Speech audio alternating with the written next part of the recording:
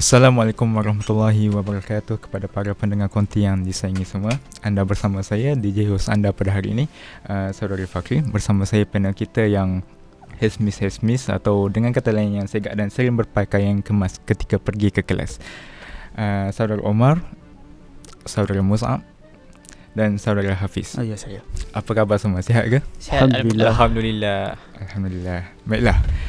Segmen konti kita pada hari ini bersifat santai, walaupun tajuk yang kita bakal kongsikan kepada para pendengar agak serius, iaitu Melayu Fata Morgana yang dirindui. Perkongsian berkaitan Melayu Fata Morgana yang dirindui ini bertujuan untuk mengangkat adat rasam orang Melayu yang semakin dilupakan oleh masyarakat. Dan saya ibaratkan perkongsian ini sebagai kerinduan seorang anak Melayu terhadap nilai-nilai tradisi yang kaya dengan keindahan di sebalik perkongsian yang diutarakan.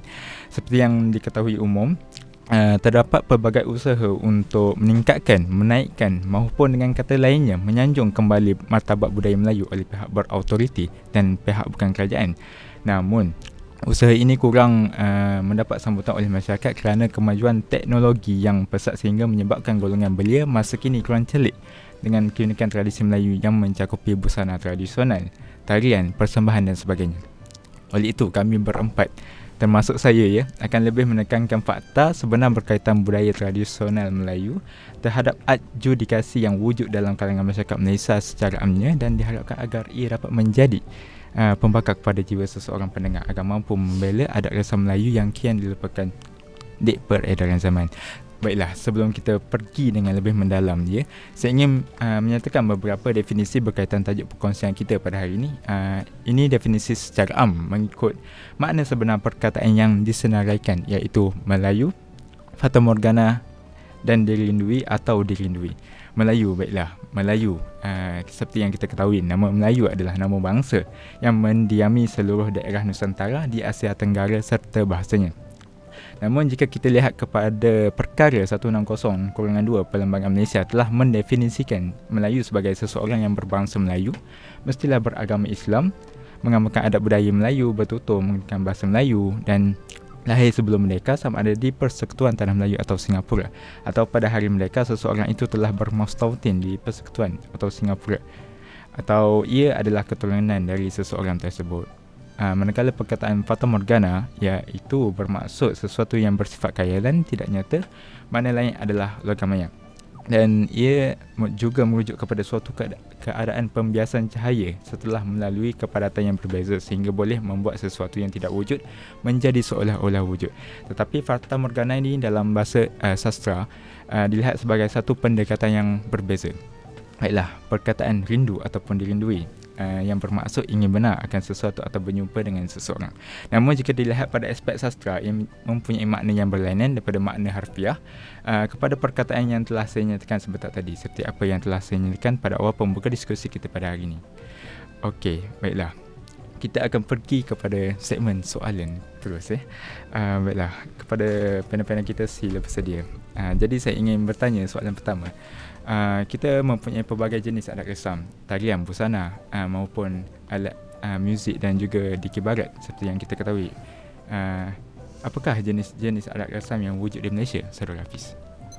Okey, bismillahirrahmanirrahim. Terima kasih kepada Saudara Fakri. Ada sedikit saya nak tambah sikit mengenai Melayu tu. Macam Saudara Fakri berkatakan Melayu itu menerusi Perlembagaan Persekutuan, tetapi menurut Hamka, iaitu Haji Abdul Malik Kari Amrullah, iaitu Melayu ini berdasarkan Rasulullah SAW, Arab, bahasa Arab digunakan oleh orang Arab, dan Melayu adalah, beliau klasifikasikan Melayu ini adalah menggunakan bahasa Melayu, tidur dalam bahasa Melayu, bangun dalam bahasa Melayu, bercakap dalam bahasa Melayu, makan dalam bahasa Melayu, dan semua itu adalah tafsiran Hamka sebenarnya. Dan juga apa yang kita faham adalah adat resam ni bukan sahaja adat-adat yang kita lihat macam perkahwinan, adat bersanding, berjalan semua tu, tapi kita boleh lihat daripada segi pemakaian orang dahulu juga, iaitu orang Melayu lah. Khususnya kita sembang pasal Melayu kan, jadi Melayu lah. Jadi dari segi pemakaian, secara jujurnya orang Melayu dahulu tutup aurat. Itu kita kena faham. Tutup aurat ni bukan makna dia pakai tudung, dia lilit situ saja, tak. Dia tutup aurat, dia tutup secara keseluruhan. Ada orang kata orang Melayu ni, orang perempuan Melayu pada zaman dulu tak pernah tutup aurat? Ada. Dibuktikan, iaitu mereka berkelumbung. Berkelumbung ni adalah meletakkan kain. Dia bukan letak tudung saji kan, tapi dia letak kain yang menutup paras dada. Itu adalah orang Melayu dahulu. Kalau kita tengok zaman dahulu, kalau kita tengok ada satu video daripada Istana Selangor, orang Melayu nampak perempuan-perempuan Melayu, wanita-wanita Melayu pada itu cukup ayu, iaitu mereka berkelumbung, iaitu menutup. Dia macam kain, dia bukan tudung. Dia bukan tudung bawal, tudung tu bukan. Dia macam satu tutup satu badan ni. Bolehlah cuba cari di Google ataupun di YouTube dan sebagainya. Tapi dari segi pemakaian, orang Melayu dulu cukup sopan, menutup aurat.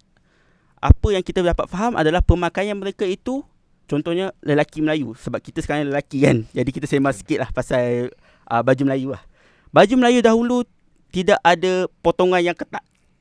Dia semuanya berpesak. Berpesak ni dia macam ada sedikit kain di sini dan juga berkekek. Berkekek tu macam dia ada lebihan-lebihan kain di situ. Dan juga kenapa mereka buat begitu? Soalannya sebab orang dahulu bekerja. Mereka bekerja bertani, pertanian lah, menangkap, memburu semua tu. Jadi disebabkan itu mereka memakai baju tersebut yang ada pesak dan berkekek. Dan juga di baju Melayu itu, inilah hebatnya orang Melayu sebenarnya. Dia ada falsafah di sebalik baju Melayu. Kalau baju Melayu berbutang satu, ataupun kita gelarkannya baju kurung. Dahulu orang panggil baju Melayu baju kurung. Sebab dia sama dengan baju kurung yang dipakai oleh wanita. Dia ada satu butang melambangkan Tuhan Yang Esa. Dan apabila ada 5 butang, rukun Islam.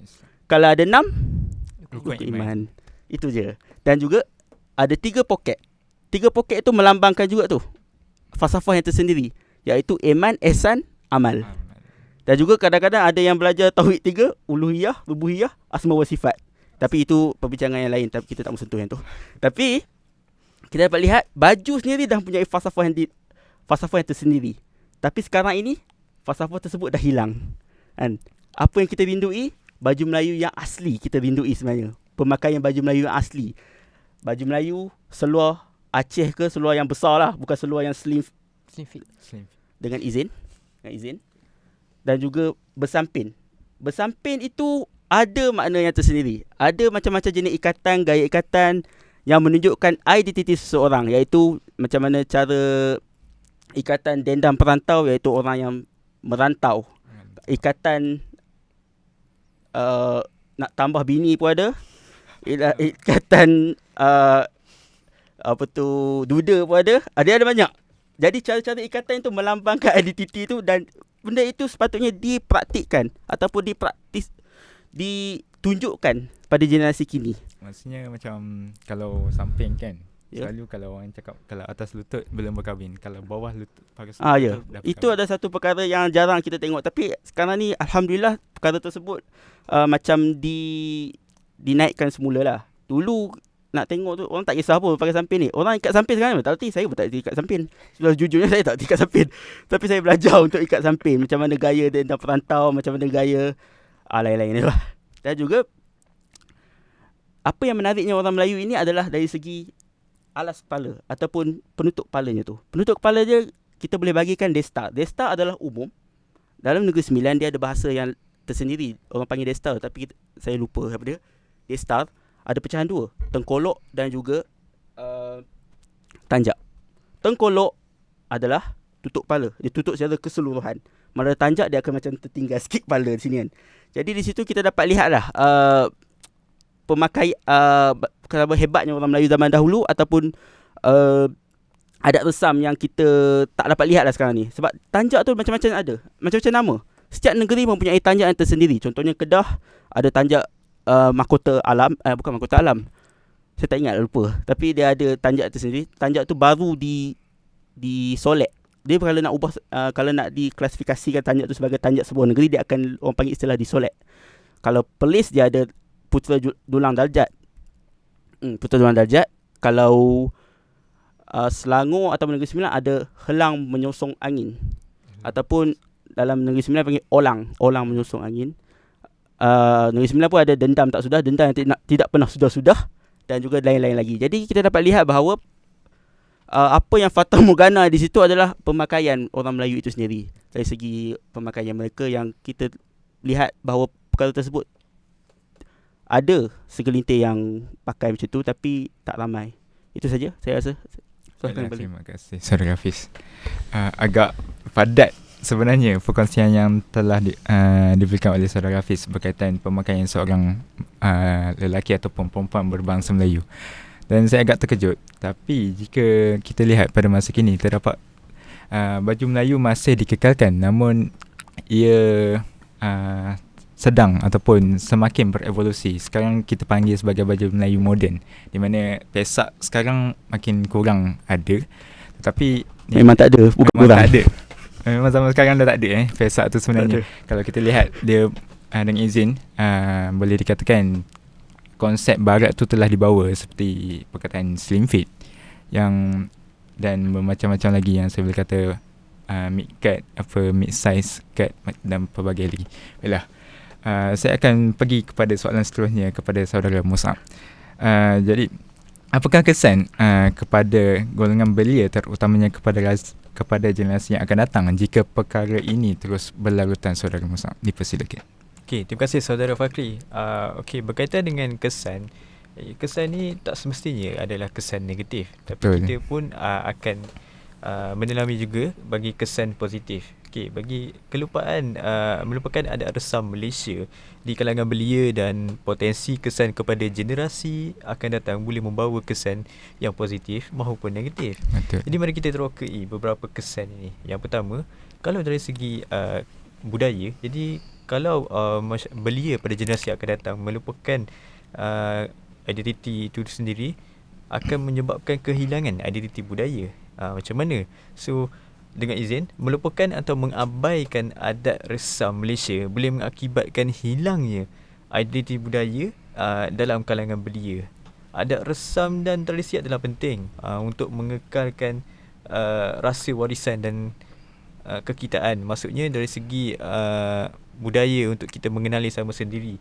Contohnya dalam budaya masyarakat kita, kalau ada perkahwinan, kita akan ada budaya merewang, ya betul, merewang. So dari segi, dengan izin, dari merewang itu kita dapat mengenali antara masyarakat dengan bekerjasama. Kita menyediakan makanan, kita mengemas rumah, kita bergotong royong. Dan apabila golongan muda ni terputus hubungan daripada akar budaya mereka sendiri, mereka mungkin bergelutlah untuk mengembangkan rasa identiti dan kekitaan yang kuat, yang membawa kepada perasaan terasing atau terkehil budaya. Maksudnya mereka semakin lama mereka melupakan adat warisan ini, semakin lama mereka tidak akan mudah mengenali apa itu sebenarnya maksud Melayu dan apa itu budaya yang boleh merapatkan hubungan silaturahim dalam konteks perkahwinan.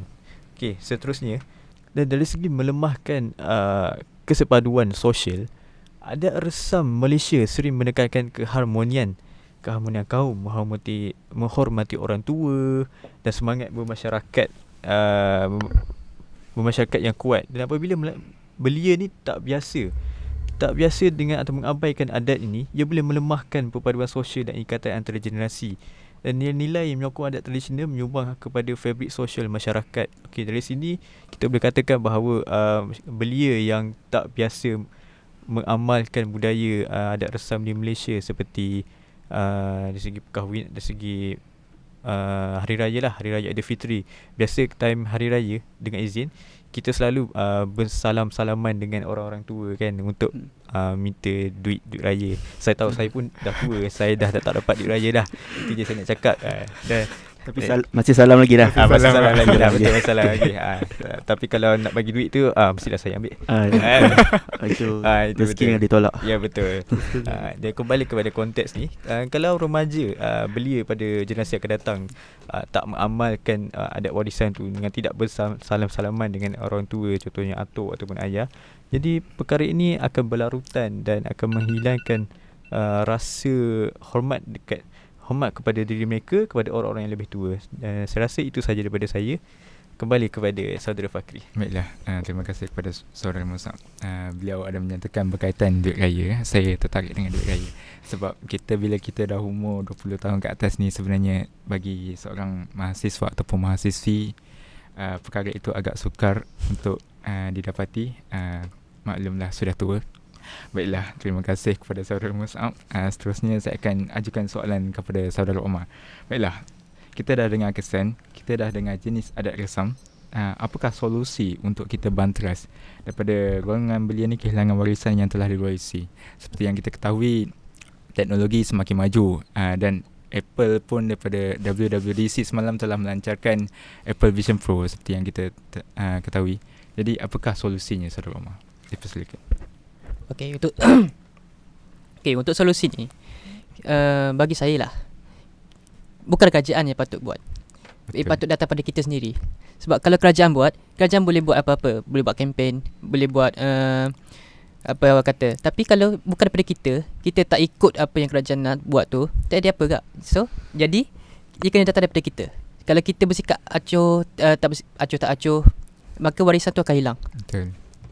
Jadi di sini dekat UIA Paguh ni kita ada Atas Matrala, kita ada untuk pasukan DK Barat, kita promote. Dia cuba promosi dia punya. Saya suka.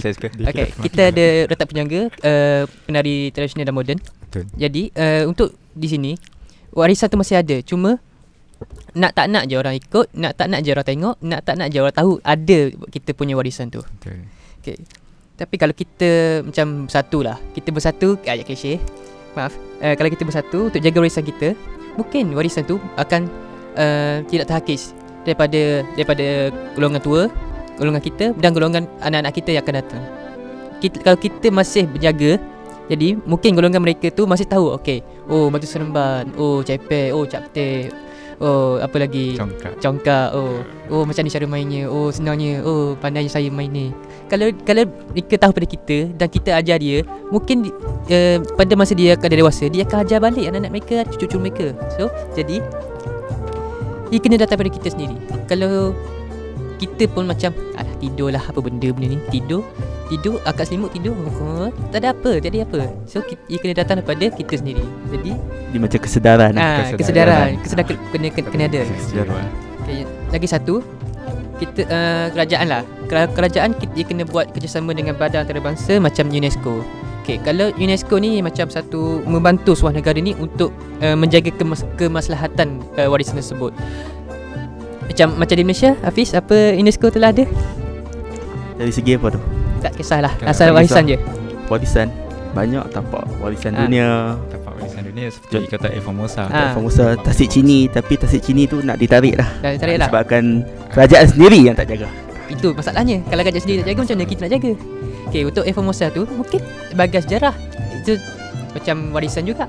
So, jadi macam mana kalau kita tak buat?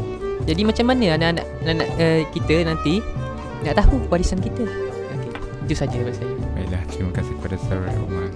Banyak betul beliau kupas, tapi kebanyakannya adalah daripada diri seseorang individu itu sendiri. Jika hati tidak mengizinkan, apatah lagi akal. Baiklah, sekarang soalan terakhir lah, supaya kita dapat menutup kita punya radio konti pada hari ini. Tapi soalan ni agak saya nak jawapan ringkas saja. Apakah nilai tradisi versus modernisasi? Seperti yang kita tahu, adakah adat resam kita akan terhakis hari demi hari? Dipersilakan saudara Ustaz.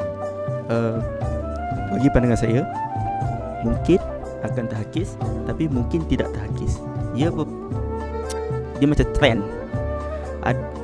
Kita nak kembali balik kepada budaya tu, dia ikut trend tak sebenarnya? Dia macam contohnya filem Mat Kilau. Betul. Kan? Filem Mat Kilau, ini jawapan yang paling senang lah. Kira-kira kan, filem Mat Kilau tengok, ramai orang nak pakai baju Melayu balik, ramai orang nak ikut adat Melayu balik, ramai orang nak belajar silat balik, ramai orang kata, oh selama ni kita ditipu oleh penjajah. Tapi trend tu semakin lama semakin hilang. Kita perlukan pembaharuan, islah. Bukan islah tu perbaikan. Tajdid ya, pembaharuan dari segi budaya kita. Kita kan ada seorang tokoh yang akan membaharukan balik kita punya budaya. Bukanlah bagi congkak tu kita reka balik jadi benda lain, tak. Dia macam memperkenalkan balik pada ni. Jadi semua tanggungjawab ini semua kena mainkan peranan. Kerajaan ke, pelajar macam kita ke, pempengaruh memberikan impak yang sangat besar sebenarnya, pengaruh. Dan alhamdulillah ada banyak pengaruh sekarang ni yang cuba untuk kembalikan balik warisan-warisan kita yang dahulu, dan itu adalah satu petanda yang baik. Dan kita, ini sikit lah cakap, kita kalau nak menaikkan bangsa, jangan sampai kita terlampau ekstremis sehingga mengatakan orang lain tak betul, kita saja yang betul. Itu adalah satu benda yang bahaya sebenarnya. Walaupun kita ada semangat, tetapi kita cuba buat benda yang akan tidak dapat diredai oleh Tuhan lah, sebab kita cuba nak menjatuhkan orang lain. Itu je. Terima kasih. Okay, bagi pandangan saya pun agak setuju lah. Saya pun setuju juga berpandangan yang sama dengan saudara Hafiz berkenaan dengan mungkin akan terhakisnya adat warisan budaya Melayu pada masa akan datang. Bagi saya sendiri, adat warisan Melayu pada masa akan datang bergantung kepada keadaan pada masa akan datang. Contohnya jika macam Hafiz sendiri cakap tadi, kalau ada trend yang trend tema Melayu, mungkin perkara itu akan wujud balik kesedaran dalam masyarakat Melayu. Dan sekiranya tiada, mungkin masyarakat kita akan makin lama akan hilang. Lebih-lebih lagi pada masa sekarang sudah banyak pengaruh daripada budaya luar, contohnya dari K-pop sendiri. Dan saya tidak menyentuh mana-mana sensitivity, tapi mengatakan bahawa perkara ini bukan kepada diri sendiri juga. Kita semua bagi orang Melayu kena sedar budaya ini perlu dikekalkan kepada generasi yang seterusnya. Baiklah, terima kasih. Baiklah, saya rasa begitu padat perkongsian kita pada hari ini. Izinkan saya menutup diskusi kita pada hari ini. Saya sebenarnya nak buat pantun, tapi agak sukar untuk buat pantun sendiri sebenarnya, sebab kita perlu tahu pembayang dan maksud tu kita kena selitkan dan sebagainya. Maka berakhirlah diskusi kita pada hari ini. Saya sudahi dengan wabillahi taufiq wal hidayah. Assalamualaikum warahmatullahi wabarakatuh.